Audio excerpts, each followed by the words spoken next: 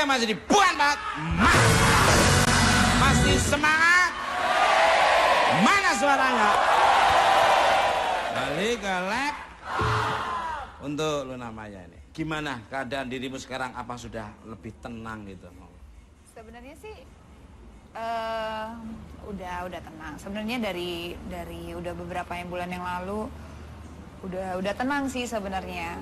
Maksudnya kan Olga sakit udah lumayan lama kan gitu.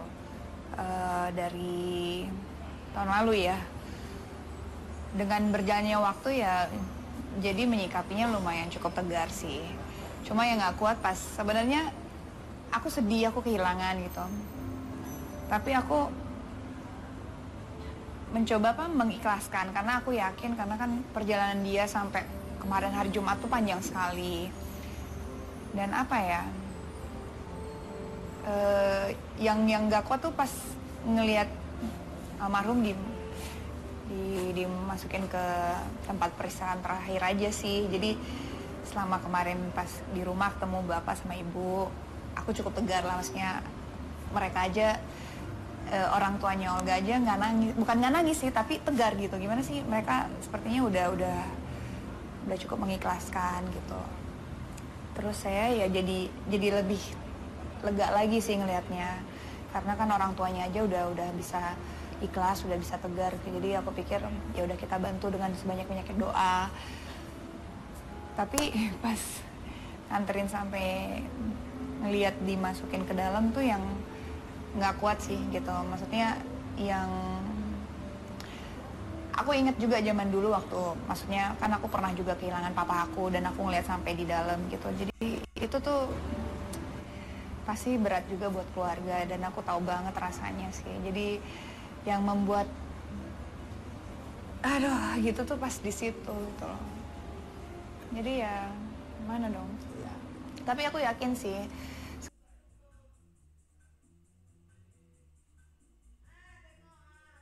sekarang Olga lebih bahagia, lebih tenang, tidak merasakan sakit. Insya Allah ditempatin di tempat yang tepat. Saya aja hampir mau masuk ikut itu sudah susah. Iya, kayaknya saya aja penuh. kemarin tuh antara sesak napas, panik, sama ngelihatnya tuh bener-bener kayak jadi satu gitu. Karena bener-bener gimana sih? Wah, dempet-dempetan tuh karena nggak ada space sama sekali. Dan kalau kita tidak mendorongkan diri, kita akan terjepit di situ. Jadi memang keadaannya kemarin agak ini sih, saking antusiasnya, maksudnya bukan antusias sih, apa ya kata-katanya, warga dan juga banyak teman dan mungkin kerabat juga, keluarga juga ingin melihat langsung dan mengantar langsung. Jadi keadaan jadi sedikit nggak terkendali lah, karena mungkin kesedihannya juga gimana ya. Ditambah lagi teman-teman saya memanfaatkan situasi momen seperti itu. Yang kadang-kadang ada lengah sedikit tuh HP bisa meleng. Tapi betul.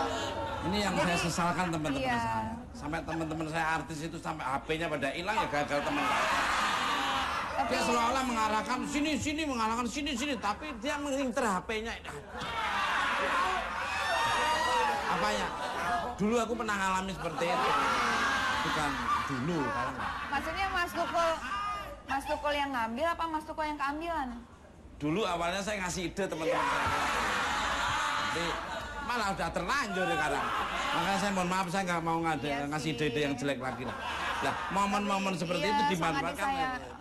Kemarin tuh mungkin karena semua tuh terjadi begitu cepat ya, jadi agak banyak dimanfaatkan oleh oknum atau orang-orang yang sebenarnya tujuannya nggak benar. Jadi sebenarnya ya agak lumayan ini sih kemarin tuh, nggak cuma Julia Perez, iya, punya Indra Bekti lah, semuanya sih.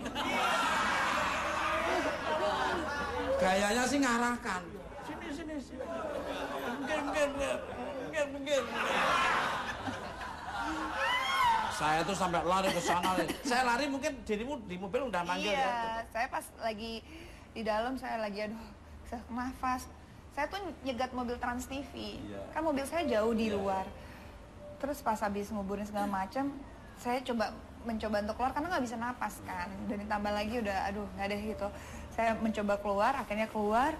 Itu muter jauh karena kan jalanan menuju Iya. ke pemakaman kan padat banget kan. Terus saya udah nggak ada mobil saya jauh, terus motor padat, macet apa. Terus saya kalau nggak jalan, kalau diem udah habis sama warga kan. Jadi daripada gimana ada mobil Trans TV, stop. Wah, numpang. Terus saya lihat Mas Tuko jalan, suruh panggil aja biar kesini kan panas banget kan. Nggak denger jalan aja. Jalan. Saya ada motor orang tak boncengin, tak antar sana aja. Saya mobil tak parkirin di rumah makan, terus tak kasih uang aja dia. 100 kembali 95. Tapi akhirnya saya tambahin lagi 150. Nah, sama dengan Mbak Luna Maya, dikejar-kejar kayak gitu. Ya kita besar karena mereka, tapi kan momen seperti itu kan kita juga mau tujuannya kita akan ziarah, akan mendoakan. Ya udah. Balik ke nih, udah kamu insaf aja, nggak usah gitu-gitu lagi. Kalau nolong bener nanti nggak tahu ada motif lain. Sedikit flashback ini. Kabarnya dirimu senang sekali ketika awal pertama disandingkan dengan almarhum Olga Saputra saat menjadi host di acara musik nih, monggo. Ya, 2008 awal ya, 7 tahun yang lalu, 2008 awal. Jadi aku nggak terlalu tahu, maksudnya waktu itu nggak terlalu kenal dengan Olga pribadi, juga nggak, cuma tahu sekilas-sekilas aja. Terus Raffi taunya kan pemain sinetron gitu. Terus ketemu di situ di salah satu TV yang ada acara musiknya pertama kali.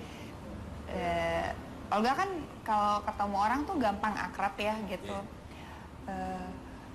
Jadi pas bertiga pertama kali tuh rasanya tuh udah kayak kenal lama aja sih gitu. Jadi udah nggak canggung, udah nggak ngerasa perlu pendekatan lagi. Kadang-kadang kan kita ada yang ketemu orang dipasangkan untuk bekerja sama bareng, tapi kita perlu ngobrol dulu, canggung-canggung. Kalau Raffi sama Olga udah pecah aja suasananya. Jadi mungkin chemistry-nya dapat. Jadi ya terjadilah kerjasama yang baik sih, dan berlanjut sampai sekarang. Udah klik, udah senyawa, udah satu gelombang, jadi tidak ada canggung-canggung gitu. Iya. Sudah bisa seperti keluarga sendiri, tidak ada. Kembali kalau saya dapat info, lu dapat HP berapa waktu itu? Kembaliin itu. Saya dapat info kalau dirimu itu sempat punya semacam firasat sebelum almarhum Olga meninggal dunia, yaitu ingin memakai baju serba hitam. Gimana ceritanya? Jadi hari itu sama sekali sebenarnya mungkin saya juga nggak ngeh sih gitu. Firasat mungkin juga nggak terlalu. Bener-bener hari itu dari pagi syuting live, terus ada taping 2 episode plus live lagi sorenya. Jadi 3 episode itu nggak sadar seharian itu aku pakai baju hitam gitu, hitam.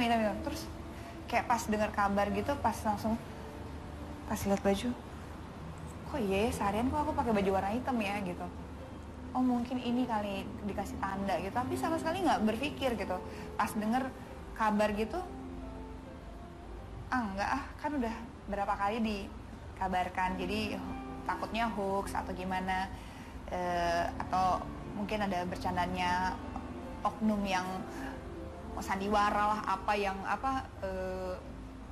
kemarin-kemarin bikin inilah, nyebarin berita lagi, yang minta Olga mana apa yang nyebarin berita lagi. Aku pikir ini pasti kerjaannya inilah. Pas aku konfirmasi lagi, terus aku lihat manajernya Olga, Mbak Vera, membenarkan, mengkonfirmasi bahwa Olga udah nggak ada. Jadi langsung ini sih, langsung kayak Firasat. Iya. Firasat kalau warna hitam itu kan, baju hitam itu warna pengantar, yang diantarkan warnanya putih kan biasanya. Ya, itu firasatnya dari Mbak Luna. Kayak kamu waktu ayahmu meninggal tuh firasatnya kan kamu nggak pakai baju tapi nggak pakai celana kan waktu itu.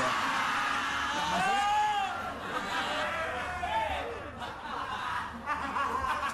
bisa kalau saya ngobrol sama mereka itu kadang nggak nyambung. Firasat apa nggak ngerti dia. Kembali kalek. Payah.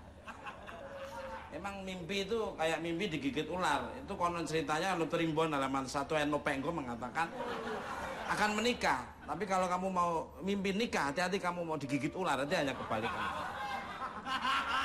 Balik kalek. Maaf, nyandain teman-teman hiburannya hanya kayak gini aja. Dia mau masuk tempat hiburan harus bayar, dia susah, harus loncat pagar dulu baru bisa.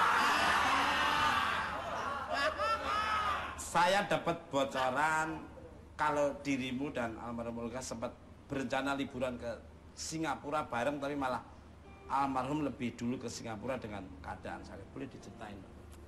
Enggak. Jadi waktu itu Olga masuk rumah sakit di Pondok Indah.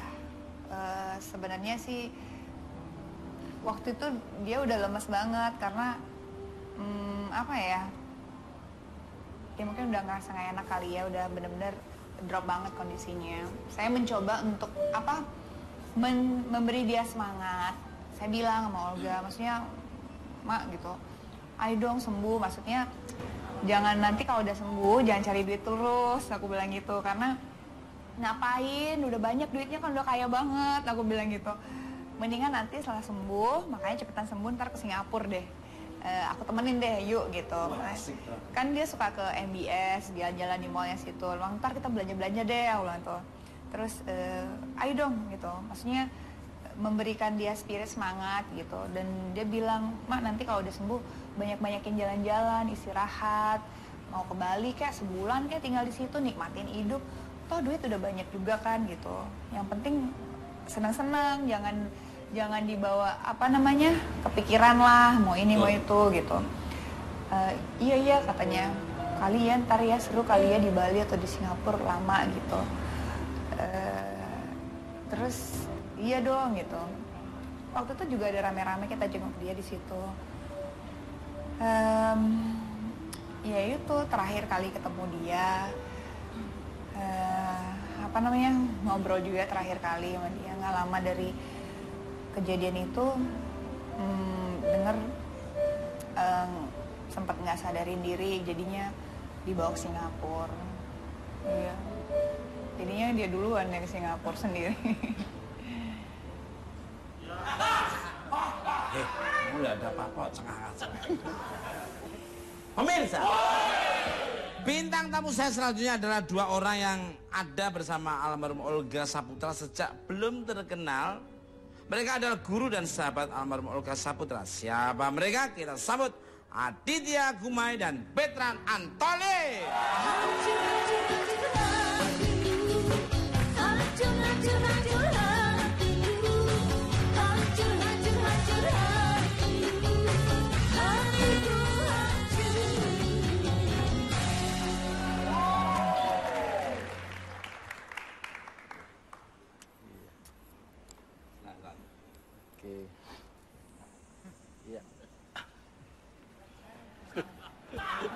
Nggak ada apa-apa ya ketawa. Saya diem ketawa. Saya apa-apa ketawa. Lu stres apa gimana sih? Saya harus berbuat apa? Ayah. Balik kalek. Siram pakai air. Kucing kali ya? Kucing kali ya berantem. Ya ini kan kucing. Ini aja makannya nasi kucing bersama kucing-kucingnya di situ. Selamat malam untuk Mas Aditya Gumai dan Mas Betran Antoli. Terima kasih sudah mau mampir ke Bukan Empat Mata. Apa kabarnya nih? Alhamdulillah baik, syukur puji Tuhan. Kabar baik, Mas. Dan tadi kalau Mas Tukul bilang apa? Diam aja Mas Tukul tuh orang udah ketawa gitu. Itu juga ada di auranya Olga ya. Olga muncul aja orang juga bisa langsung ketawa. Karena itu berarti Mas Tukul, Olga dan yang lain-lainnya itu udah dicintai begitu banyak orang. Amin. Sudah dikonsep sama Tuhan, ditakdirkan jadi sang penghibur. Betul. Dan Ini itu- sang kodok. Nggak, maksudnya saya pikir apa namanya untuk menjadi penghibur itu juga salah satu berkah yang harus kita syukuri ya. Karena menghibur banyak orang itu pertama nggak gampang dan insya Allah kalau banyak yang seneng berkahnya ke kita juga banyak. Ya, Jadi tiap malam nih Mas Tukul ngumpulin pahala. Amin. Ya kan? kalau dulu omongan Olga ke Bertrand, Bertrand pernah menegur lah dia, bercandaan dia yang bagi saya sebagai kakak agak kurang baik. Saya sebagai kakak kan berhak dan mempunyai kewajiban untuk menegur adik saya jika dia kelewatan batas. Dia dengan dia cuma bicara gini, kok kita betul Olga mungkin kelewatan, ya Olga minta maaf ya kan, makasih sudah negur Olga. Cuma keadaan Olga itu ya Olga berusaha. Olga di sini kan cuma menghibur. Bayangkan orang pulang macet-macetan, pulang ke rumah, stres, apa segala macam. Kalau bisa kita bikin ketawa itu kan pahala. Ya, betul Olga mencari rezeki, tapi terutama Olga mencari pahala. Jadi sebenarnya ya itu adalah dirinya Olga. Dia memang sibuk di entertain, tapi ternyata dia berpikir sejauh itu. Saya pun tidak kepikiran bahwa kalau kita menghibur orang di TV, orang bisa ketawa, dia bisa melupakan masalahnya. Kalau otak kita kusut, kita bisa bikin ketawa, itu kan berkah. Itu kan luar biasa sekali. Dari anak yang seperti Olga, yang bagi saya sih lumayan polos ya. Sekolah pas-pasan, tapi dia mempunyai pemikiran dan hati sebesar itu.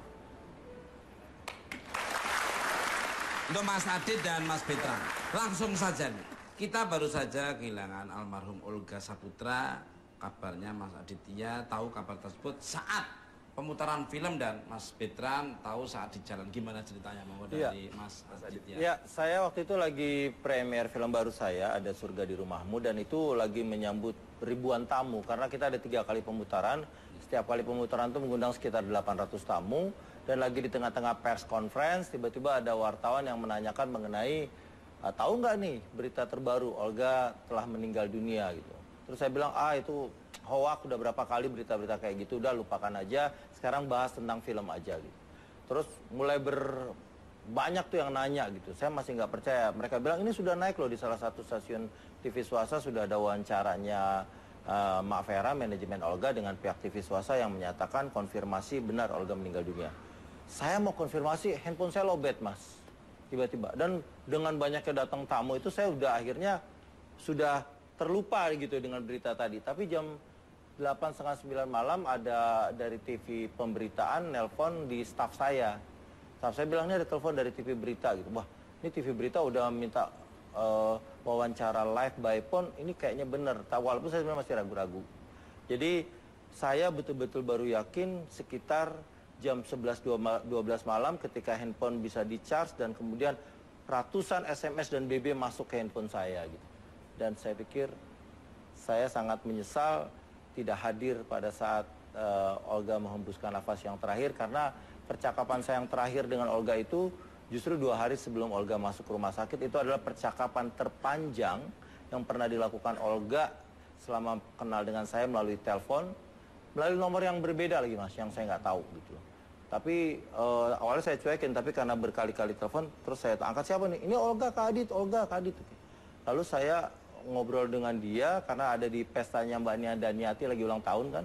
Karena rame, saya keluar gitu di lobi hotel, saya ngobrol, dan itu menjadi percakapan terpanjang dan terakhir bersama Olga. Maaf kalau yang dibicarakan. Banyak Mas, banyak hal mengenai ya sakitnya dia, ikhtiarnya dia untuk menyembuhkan sakitnya, juga impian dia untuk tetap, dia ingin sekali kan disutradarai oleh saya untuk main film. Dan waktu itu sebenarnya sudah dijadwalkan Januari.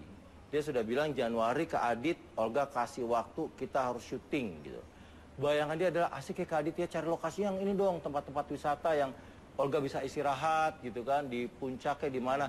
Dulu tuh kami sering banget Mas bersama anak-anak Sanggar Ananda itu, gengnya Olga ya, ada Raffi, Cika, juga Lia dan lain sebagainya, Bertrand dan sebagainya itu suka ke puncak. Kebetulan saya ada tempat di sana, mereka suka liburan ke sana.